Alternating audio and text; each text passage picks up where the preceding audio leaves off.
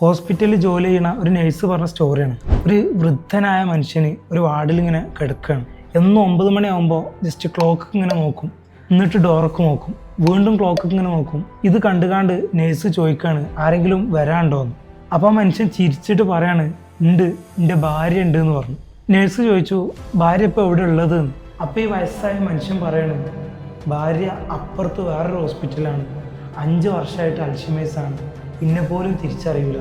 അപ്പോൾ ഈ നഴ്സ് അത്ഭുതപ്പെട്ടുകൊണ്ട് ചോദിക്കുകയാണ് നിങ്ങളെപ്പോലും തിരിച്ചറിയാത്ത ഒരാളെ നിങ്ങൾ എന്തിനാണ് എന്നും പോയി സന്ദർശിക്കുന്നത്? അപ്പോൾ ആ വയസ്സായ മനുഷ്യന് കുറച്ച് നേരം നിശബ്ദനായി. പിന്നെ ചെറു പുഞ്ചിരിയോടുകൂടി പറയാണ് അവൾക്ക് എന്നെ അറിയൂല, ശരിയാണ്, പക്ഷേ എനിക്ക് അവളെ നന്നായി അറിയാം. നിങ്ങളൊന്ന് ആലോചിച്ച് നോക്കി, ഇന്ന് പല ബന്ധങ്ങളും മാറുന്നത് ആളുകൾ മാറിയത് കൊണ്ടല്ല, സാഹചര്യങ്ങൾ മാറിയത് കൊണ്ടാണ്. പക്ഷേ യഥാർത്ഥ സ്നേഹം എന്ന് പറഞ്ഞാൽ മറുവശത്ത് നിന്ന് എന്ത് കിട്ടുന്നു എന്നതിനെ ആശ്രയിച്ചല്ല, നമ്മൾ ആരെ സ്നേഹിക്കുന്നു എന്നതിനെ ആശ്രയിച്ചാണ്. കാരണം ഈ സ്നേഹം എന്ന് പറഞ്ഞാൽ എന്നെ നീ ഓർക്കുന്നുണ്ടോ എന്നുള്ളതല്ല, ഞാൻ നിന്നെ മറന്നിട്ടില്ല എന്നതാണ്. ഇന്നും നിങ്ങളെ ഓർത്ത് ജീവിക്കണ ഒരാളുണ്ടാവല്ലോ, അയാൾക്ക് ഇതൊന്ന് അയച്ചു കൊടുക്കണേ. അപ്പോൾ നമ്മളെ ഫോളോ ചെയ്തോളി, വെറുതാവില്ല.